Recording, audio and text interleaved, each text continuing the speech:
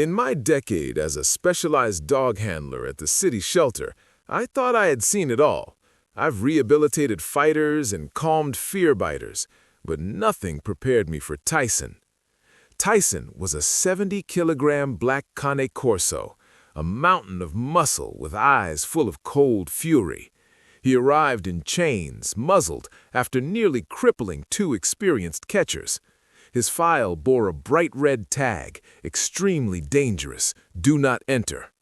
For staff safety, we fed him through a chute and cleaned his concrete cell with a high-pressure hose from a distance. Any movement near his cage triggered an explosion of rage.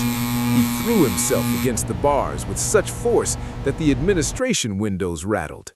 He didn't just look mean, he looked like he hated the entire world. The director gave us a strict deadline, 1 week. If Tyson didn't calm down, he would be euthanized. We were on day 5. The paperwork for his death was already on the desk. That afternoon, a commotion at the front gate changed everything. A homeless man was arguing with security. He was filthy, wearing a tattered coat with a matted beard and shaking hands. He smelled of the streets and desperation.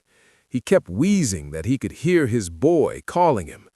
The director, usually a by-the-book man, stepped out. "Sir," he said sternly, "we have one dog that fits your description, but he is a monster. If you get closer than a meter, he will tear you apart." "I have to see him," the man pleaded, tears cutting tracks through the dirt on his face. "I was in the hospital, a heart attack. When I got out, he was gone."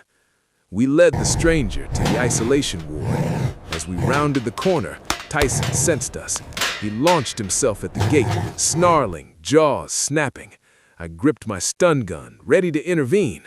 The old man didn't flinch. He walked straight to the death zone. "Ty, son, Papa is back." The silence that followed was deafening. The beast, who seconds ago wanted to kill us, froze. His ears perked up. The deep, rumbling growl dissolved into a high-pitched, heartbreaking whine. To our horror, the man reached his hand through the bars.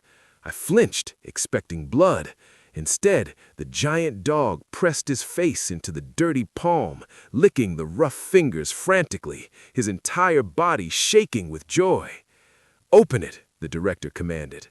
As the lock clicked, Tyson didn't run. He tackled the old man, knocking him to the concrete, and buried his face in the man's neck.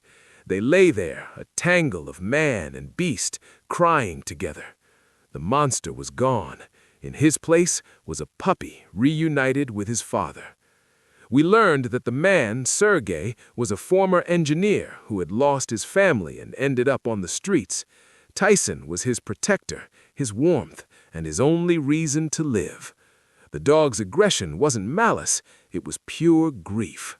We shared their story online, and it went viral overnight.